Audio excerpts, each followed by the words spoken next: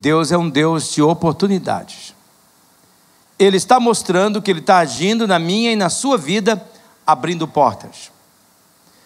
Eu espero que você saia daqui e que tenha eliminado da sua mente, do seu coração, essa ideia que Deus só chama alguns. E que esse alguns não é você. Que muitos são chamados, mas poucos são escolhidos. E você não faz parte desses poucos escolhidos. É mentira. Deus chama muitos, mas muitos não escutam a voz dele, e por isso não estão entre os escolhidos. A questão não se refere porque Deus não chama, porque Deus chama a todos. A questão é que nem todos escutam, nem todos querem ouvir. Ao ler o texto de Apocalipse capítulo 3, do versículo 7 no versículo 8, nós afirmamos que aquele texto de Apocalipse capítulo 3, versos 7 a 8, era uma carta que Deus estava escrevendo a nós. Afirmamos que quando Deus escreveu aquela carta para a igreja de Filadélfia, Ele estava escrevendo uma carta a cada um de nós. Isso me emociona muito. Isso me toca profundamente o coração. É demais receber uma carta do próprio Jesus. Veja o que diz o texto de Apocalipse capítulo 3, verso 7.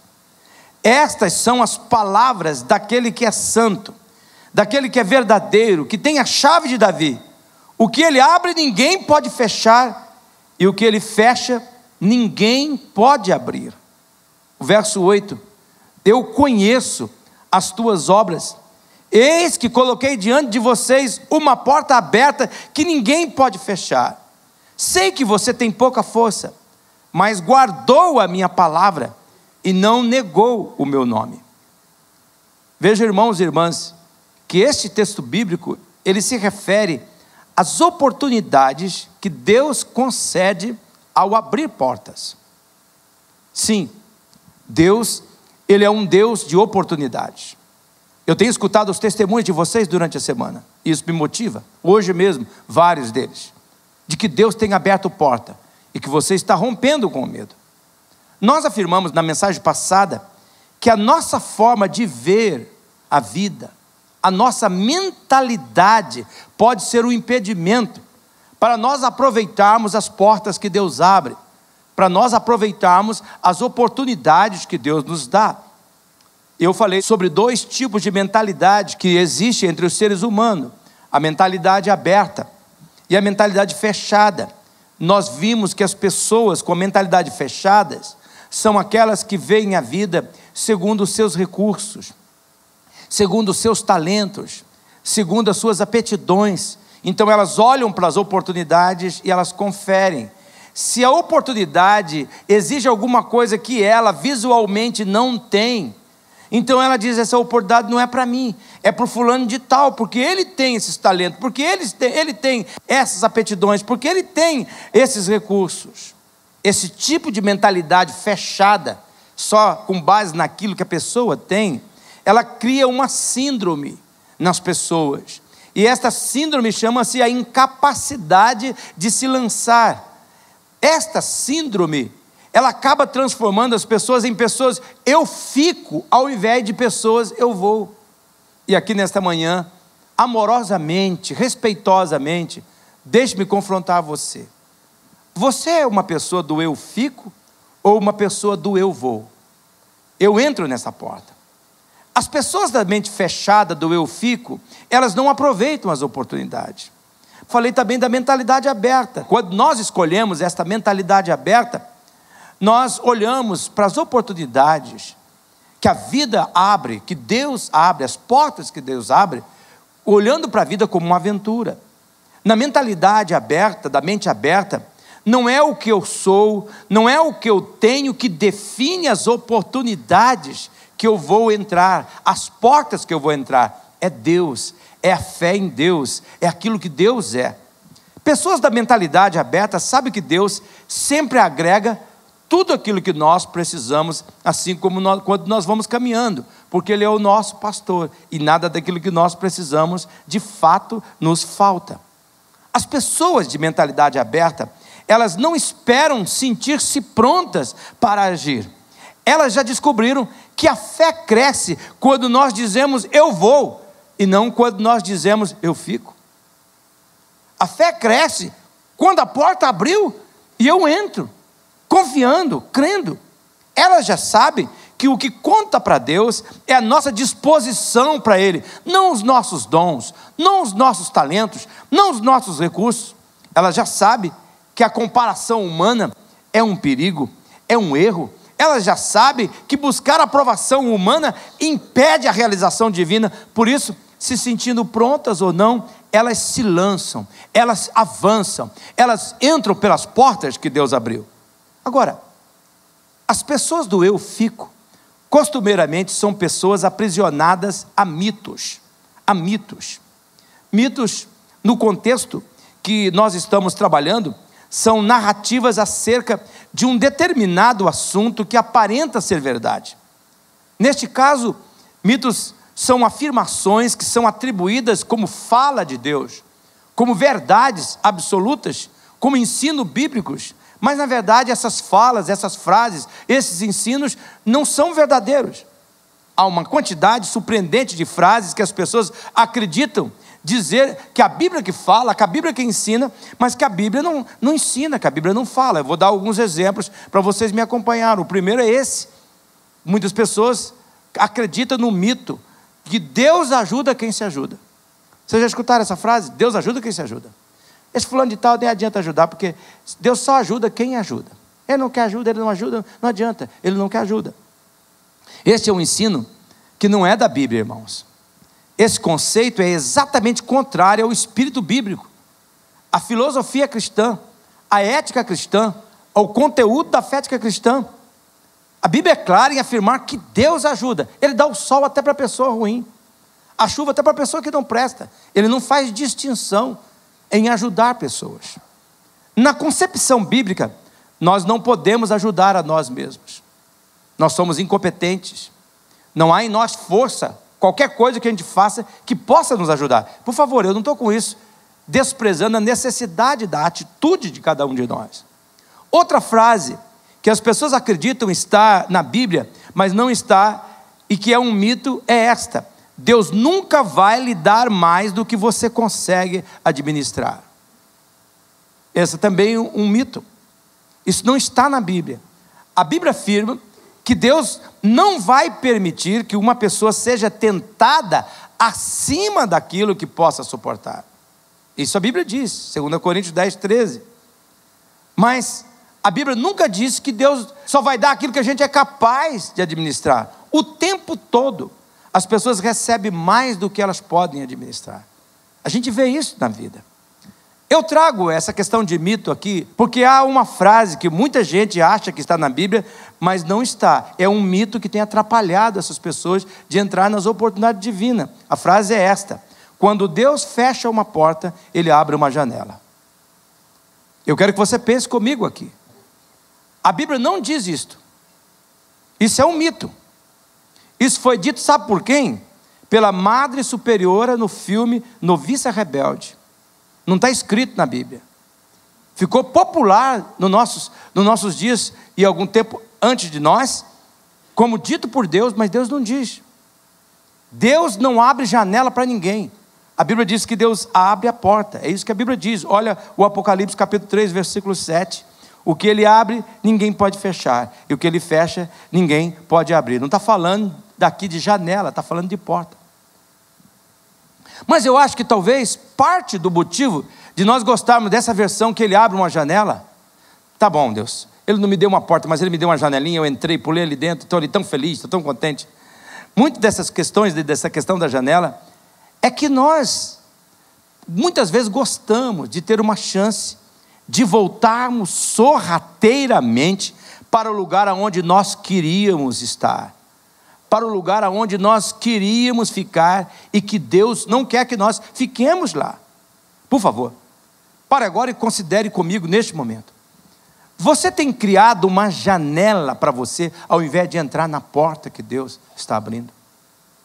Eu quero neste momento, eu sinto que esse é o momento de Deus.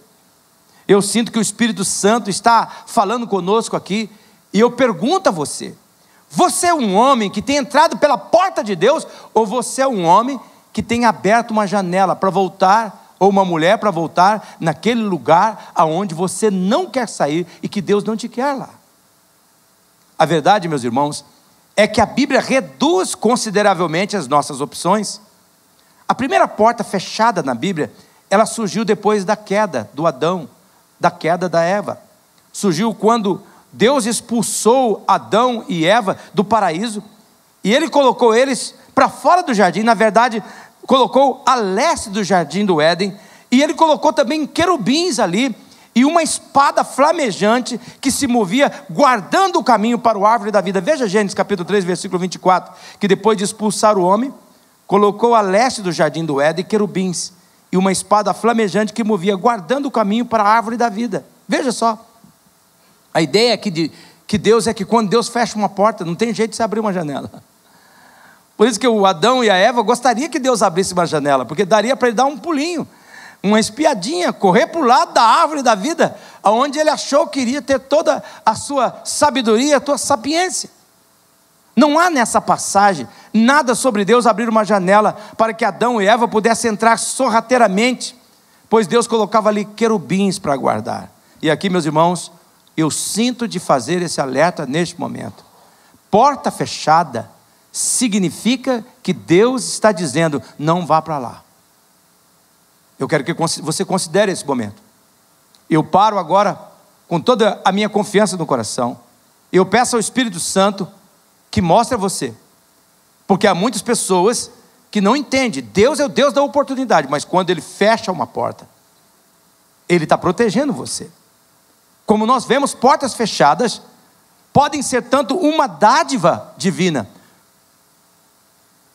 igual portas abertas. Portas fechadas é proteção. A frustração da porta fechada não fazia parte do quadro antes da queda humana. Mas, meus irmãos, eu tenho boa notícia. A frustração da porta fechada vai terminar quando todas as coisas forem redimidas. Abrir portas para suas criaturas é o que Deus gosta de fazer, e isto Ele faz hoje. A porta que Ele fechou não vai abrir. Não tente abrir uma janela, mas Ele está abrindo portas para você hoje, aqui neste culto, nesta reunião. E as portas que Deus abre, as oportunidades de Deus são assim. As oportunidades de Deus são assim. Eu coloquei todo o quadro completo, porque eu gostaria que vocês olhassem para estas frases, ouvissem essas frases, e fossem deixando essas verdades tomar conta do seu coração. Talvez você vai querer tirar uma foto desse slide e ter para você pensar de quais são as oportunidades de Deus. Na verdade, as oportunidades divinas são oportunidade de fazer algo que vale a pena. Muitas vezes tem muitas pessoas que dizem: não posso entrar na oportunidade de Deus, porque a única coisa que eu faço é fazer serviço caseiro. Você pode, tem oportunidade de Deus aí. Eu só sei limpar a casa, tem oportunidade de Deus aí. Eu só sei servir pessoas, tem oportunidade de Deus aí. Grandes aventuras para viver uma vida significativa. Vida significativa. Vida significativa. Olhar para as pessoas. Eu vejo tantas crianças, tantos adolescentes que precisam de mentores, de homens e mulheres que olham para eles, que tocam neles, que pegam o rostinho deles e olham para mim: eu amo você, eu me importo, eu mesmo. Eu sou um senhor de 60 anos, estou aqui porque teve homens, teve mulheres, quando eu era um menino hiperativo, complexado, traumatizado, achando que a minha vida não podia acontecer, Deus levantou homens, e eu cito de novo, aquele homem lá da vencedora. Poxa, aquele irmão, ele gritou comigo do outro lado da rua: ó menino, vem aqui, é José meu nome, é Jacó meu nome, vem cá Jacó, vem cá. E ele deu com o dedo assim, como eu faço com as crianças que me entendem. Muitos adultos não me entendem, mas as crianças me entendem. Dou de dedo neles assim: você vai ser um vencedor, você vai ser um campeão, Deus vai te levar além. Eu acreditei naquilo. Precisava de alguém que falasse isso comigo. Tem portas abertas para você, grandes aventuras, ocasiões de fazer o bem, maneiras de fazer nossa vida ter valor para a eternidade. E essas são as grandes oportunidades de Deus. Eu penso assim, que ficar rico, ficar próspero, ter abundância de recursos é consequência de se abrir, entrar nas oportunidades de Deus. Quem foca a riqueza vira miserável. Mas quem foca as oportunidades de Deus e entra acreditando e vendo, acreditando e vendo, acreditando e vendo, nossa, aquela pessoa vai se tornar assim, aquele vai tornar assim, eu vou ajudar aqui, vou ajudar lá, vou ajudar aqui, vou fazer aqui, nossa, vou criar isso, vou criar aquilo outro, pensando num punhado de gente, esses alcançam a verdadeira prosperidade. Como você vê, as oportunidades de Deus incluem tudo que nós somos. Por favor, avalie comigo neste momento. Você está vivendo as oportunidades de Deus? Eu tenho um chamado, você é escolhido, você vai acreditar nisso e vai agir como escolhido. Agora, eu quero fazer um alerta. Cuidado com as superstições. Nós precisamos ter cuidado com as superstições, precisamente porque as portas dizem respeito ao porvir e as possibilidades futuras. E as portas, as oportunidades de Deus, elas se entrecruzam profundamente com os nossos desejos, envolvendo as maneiras misteriosas pelos quais Deus interage no nosso mundo. Nossas ideias sobre portas divinas podem estar repletas de enganos e também de superstições. Por exemplo, existem pessoas que usam as oportunidades divinas para apenas satisfazer os seus desejos carnais ou humanos, espiritualizando esses desejos. São pessoas que dizem assim: se Deus quer que eu entre na faculdade, então eu vou fazer o vestibular e Ele vai me fazer eu passar sem estudar. E é espiritualizar uma oportunidade de Deus. Se Deus quer que eu me matricule naquela escola, então amanhã Ele vai fazer, quando eu levantar, eu vou abrir a janela de casa e eu vou olhar lá para uma nuvem, vai ter uma nuvem branca com o formato da letra tal que é da escola que eu quero me matricular. Eles estão espiritualizando. Outras vezes, espiritualizar significa apelar à providência divina em uma tentativa de negar a realidade. É o caso, por exemplo, de uma mulher, de um rapaz envolvido com uma outra pessoa que está querendo terminar o namoro, o relacionamento com aquela pessoa, e aquela pessoa chega e diz: não, você não pode romper comigo, porque Deus falou no meu coração que você é meu, que você é a pessoa escolhida para a minha vida. São pessoas que citam as oportunidades divinas para justificar a satisfação dos seus próprios desejos. Elas tentam usar Deus para conseguir o resultado que egoisticamente elas almejam. Veja, usar Deus. E aqui, eu sinto que eu tenho que destacar um toque divino.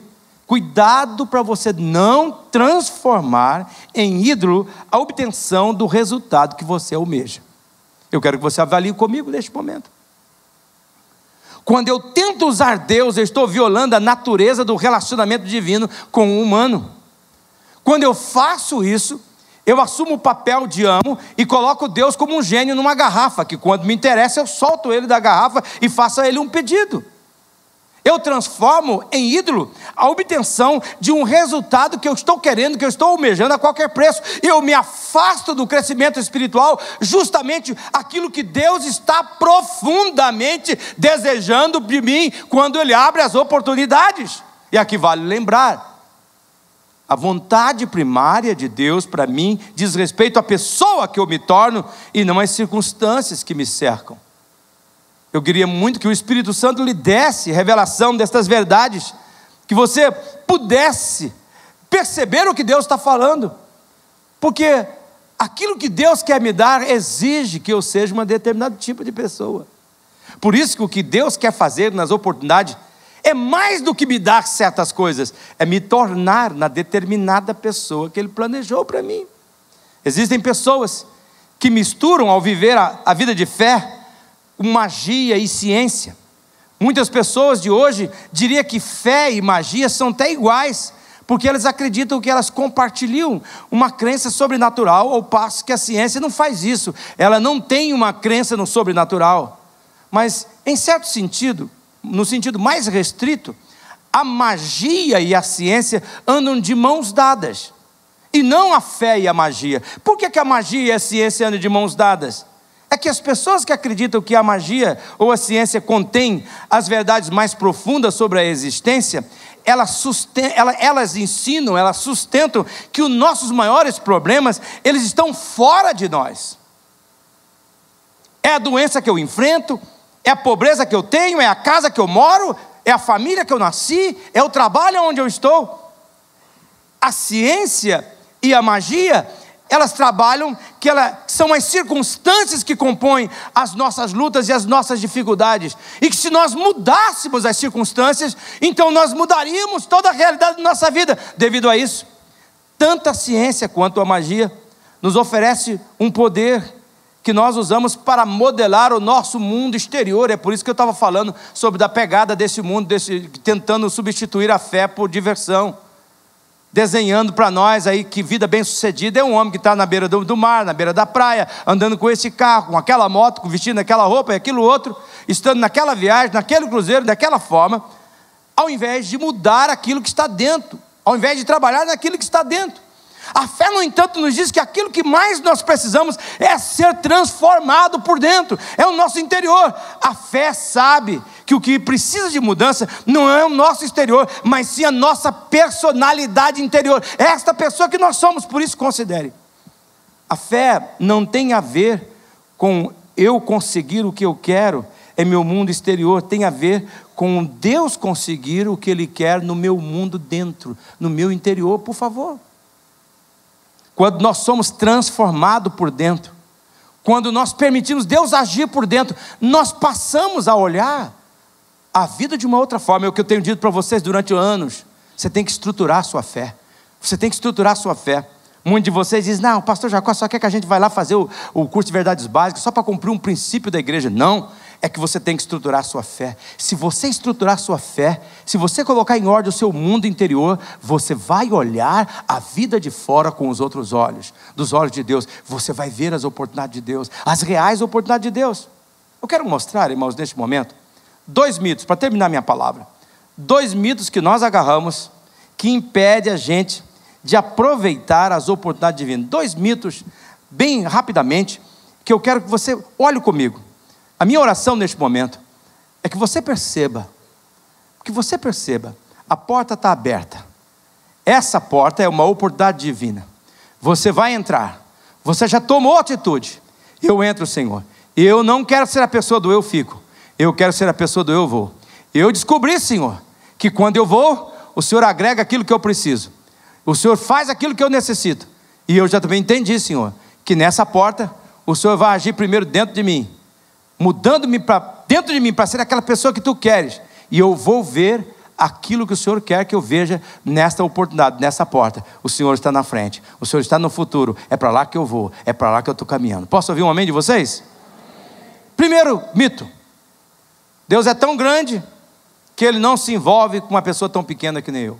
Esse é um mito. Esse é um mito. A ideia por trás deste mito é que Deus tem coisas mais importantes para se envolver do que as nossas coisas. É o falso conceito que as oportunidades de Deus são sempre grandiosas e que eu sou insignificante demais. Sou apenas uma mulher dona de casa, sou apenas uma mãe, sou a filha de uma família pobre, sou um menino pobre que não tem oportunidade. É mentira que Deus não dispersaria o seu tempo para se envolver com minha vida insignificante, porque muitas pessoas têm uma visão que Deus é um presidente de empresa tão ocupado que Ele não tem interesse para dar tempo para as coisas insignificantes de uma pessoa como eu. Esse mito, irmãos e irmãs, leva as pessoas a crerem que as oportunidades divinas são para os poderosos, para os influentes, para pessoas fora do comum.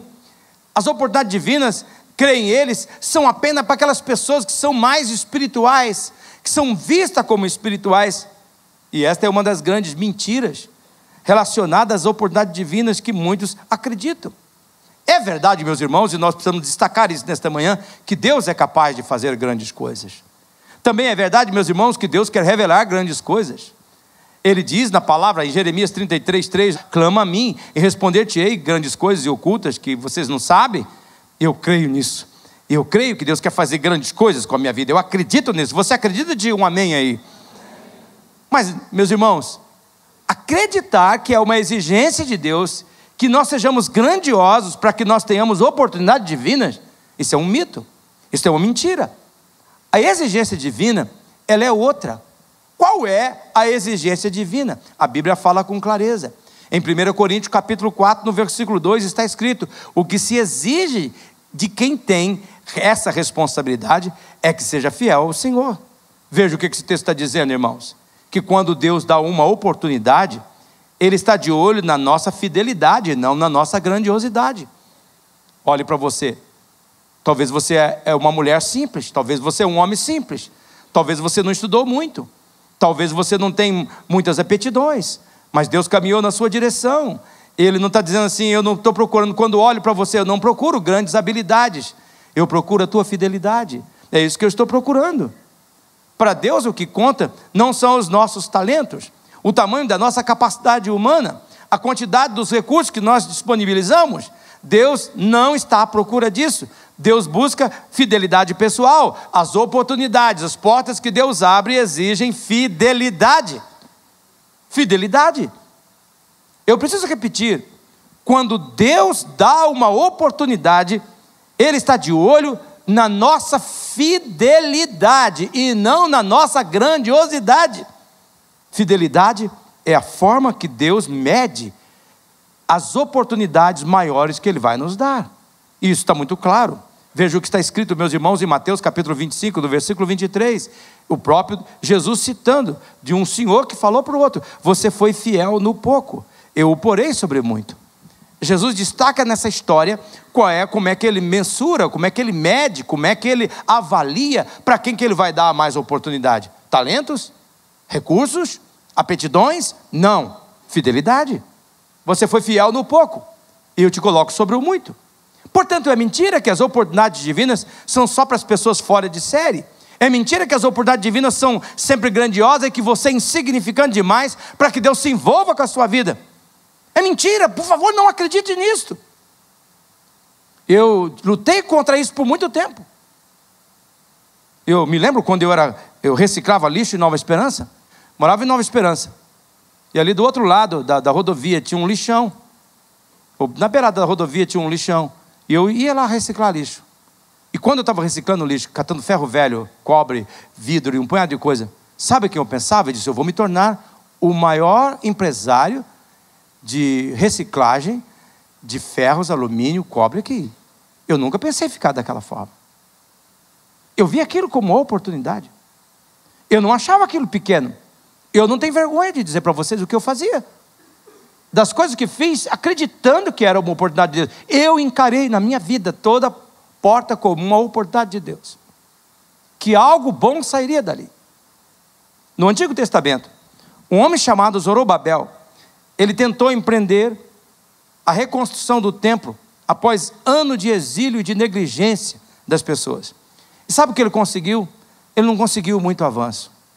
Só um mísero começo, sufocado pela oposição externa e interna da depressão econômica que pairava sobre a nação naquela ocasião. Esse homem sentiu-se tão desanimado e fracassado que precisou de Deus para animar aquele homem, levantar um profeta. Esse profeta chamava-se Zacarias, para eliminar esse mito que o Zorobabel era tão pequeno e que o que ele estava fazendo era tão pequeno que Deus não estava nem aí para aquilo. E Deus então, Ele foi tão grande que Ele mandou esse profeta para falar que Deus estava envolvido. E veja o que o profeta afirmou da parte de Deus em Zacarias 4:10. Pois aqueles que desprezam o dia das pequenas coisas terão grande alegria ao verem a pedra principal nas mãos de Zorobabel. Deus mandou o profeta dizendo: vocês que estão desprezando Zorobabel por esse início pequeno, um dia vão ter que engolir. Vocês vão ver a pedra principal da reconstrução disso nas mãos de Zorobabel.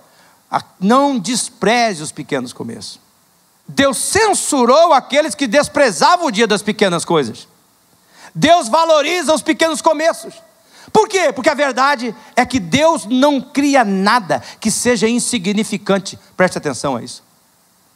Porque muitos de vocês, à luz das minhas pregações, têm achado que aquilo que você tem pensado é muito insignificante. Assim diz o Senhor: eu não crio nada insignificante. E eu não dou nenhuma porta que não seja significativa. Entra nessa porta. Tudo que Deus faz é especial e merece atenção. Deus age mais, irmãos, através das coisas pequenas do que dos grandes começos. Eu vou exemplificar para os irmãos 2 histórias para que vocês compreendam o que eu estou dizendo. Uma delas está em João capítulo 6, do versículo 1, do versículo 1 ao versículo 13. Em termos humanos, essa história conta que um menino pobre, que em termos humanos, quem o via, não via nada de especial naquele menino, mas ele carregava um lanche. Agora veja o lanche, ele tinha 5 pães e 2 peixes. Você sabe o que é que viveu o dia todo com pão dentro de uma sacolinha, com 2 peixinhos? Pense numa sardinha. Nesse caso eu tenho quase certeza que era tilápia, porque é o peixe São Peter, que tem na região do Mar da Galileia, que é o tal da tilápia. A gente vai em Israel, vou comer um peixe famoso lá, o peixe São Peter. Sabe o que é? Tilápia. O cara frita uma tilapona e você paga caro, pensando, São Peter, olha, esse São Pedro tinha um gosto danado, que peixinho maravilhoso. É tilápia, é tilápia. É a nossa tilapinha que vocês devem valorizar, que é uma delícia, grelhada é uma maravilha, de qualquer jeito. Ele carregava esse lanche ali, preparado para a mãe. Não era nada especial, a mãe também não era excepcional cozinheira. Ninguém na multidão parecia menos importante do que aquele menino. E no entanto, quando os discípulos estavam procurando alimento para ser compartilhado com uma multidão, uma ideia passou pela cabeça daquele menino. Ele disse assim, sabe o que eu vou fazer? Eu vou compartilhar o que eu estou trazendo aqui. Eu vou dar o que eu tenho. Eu vou dar os meus 5 pães e 2 peixinhos para Jesus. A pequena doação daquele menino, leia o texto em casa, vocês vão ver. A pequena doação daquele menino na mão do Salvador se multiplicou além da imaginação. E durante 2000 anos, e aqui nesta manhã, nós estamos falando de 5 pães e 2 peixinhos. O lanche de um menino que teve coragem de dizer, é uma oportunidade. Não é muita coisa, mas na mão do meu Senhor é possível se multiplicar. É possível se multiplicar. A Bíblia também fala de uma viúva, em Marcos capítulo 12, no versículo 41 e 44, que passava diante da caixa das ofertas no templo. Ela deposita ali 2 moedinhas, tudo que ela tem. Ela sabia que aquela seria a menor de todas as doações. Ela sabia que, humanamente falando, não poderia fazer nenhuma diferença aquelas 2 moedinhas. Ela sabia que, do seu ponto de vista, era quase uma ousadia daquelas 2 moedinhas. O que ela não sabia é o que Jesus poderia fazer. Aqui eu vejo uma coisa, quantas vezes a gente vê certas pessoas pobres, que eu quero deixar bem claro, quem faz essa igreja grandiosa não são os ricos, são os pobres.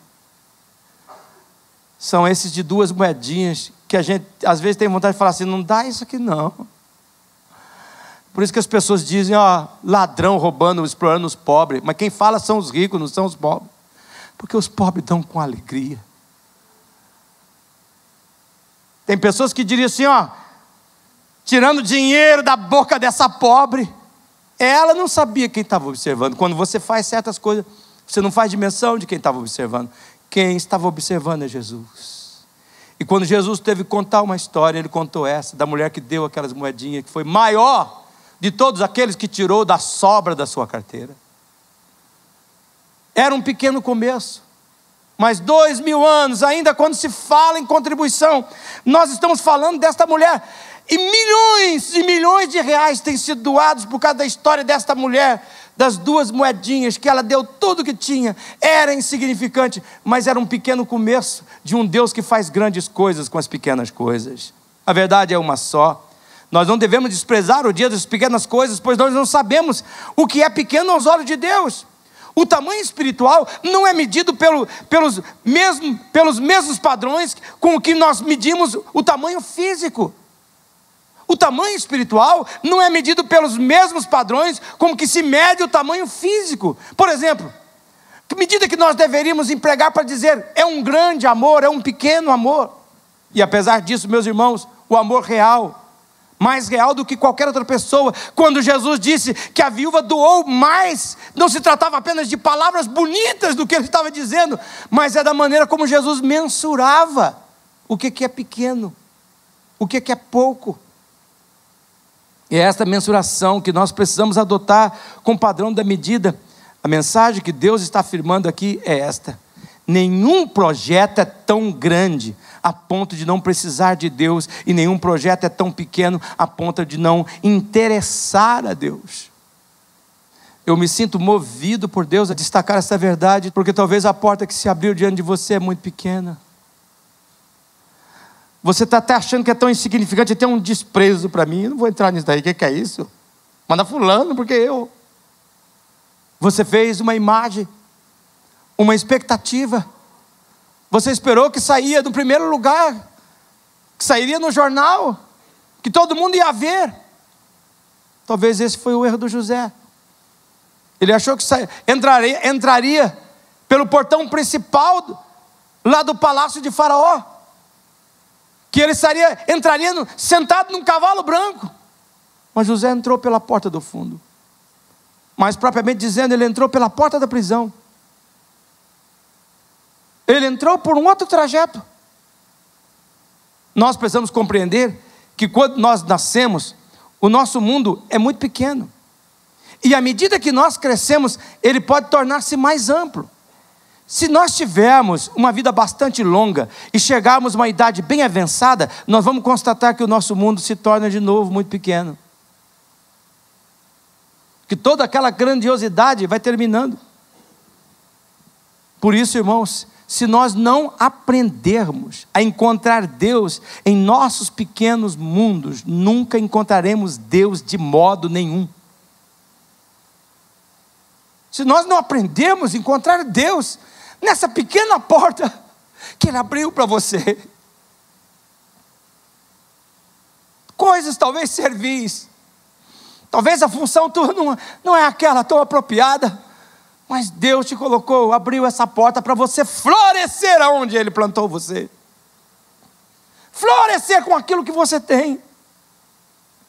Por isso você não pode de maneira nenhuma desprezar as pequenas coisas. E aqui eu acho que talvez a Teresa de Calcutá, ela tenha um conselho que nós devíamos ouvir. Ela colocou assim, olha, não tente fazer grandes coisas para Deus, faça pequenas coisas com grande amor. Eu era um jovenzinho, de 19 para 20 anos, era meu primeiro ano no seminário, eu era tão complexado, eu me sentia pequenininho demais, baixinho demais, incompetente demais, eu não tinha roupa para vestir, uma muda de roupa só. Moças lindas, pianistas, falando inglês, japonês, chinês, tinha gente com tanta capacidade lá no seminário, eu nem sabia falar direito o português. Deus levantou uma menina chamada, eu não sei o nome dela, eu sempre chamei ela de Mitian, eu esqueci o nome dessa menina porque ficou Mitian. Ela era pequenininha, feito o erro, ela percebeu que eu tinha complexo. E ela me trouxe essa verdade de outras palavras. Ela colocou no meu caderno de recordação uma mensagem de Jacó. Se você não consegue ser o pinheiro frondoso à beira do caminho,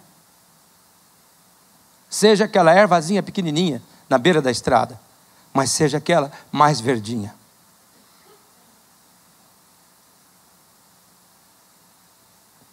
Não importa se a oportunidade que abriu para você, ela é pequena. O pouco vira muito quando Deus está dentro. Deus pode, se você fizer aquele pequeno ato, aquela pequena oportunidade, com a excelência que Deus quer, Ele vai ver a tua fidelidade. E Ele vai dizer para você, você foi fiel no pouco, eu vou te colocar como muito. As pessoas vão olhar para você e vão dizer que homem de sorte, que mulher de sorte. E você vai dizer, não, é um Deus, meu Deus que é grande. É meu Deus que transforma coisas pequenas em coisas grandes. Não é a tarefa que desempenhamos que nos torna grande aos olhos de Deus. É a atitude com a qual nós desempenhamos.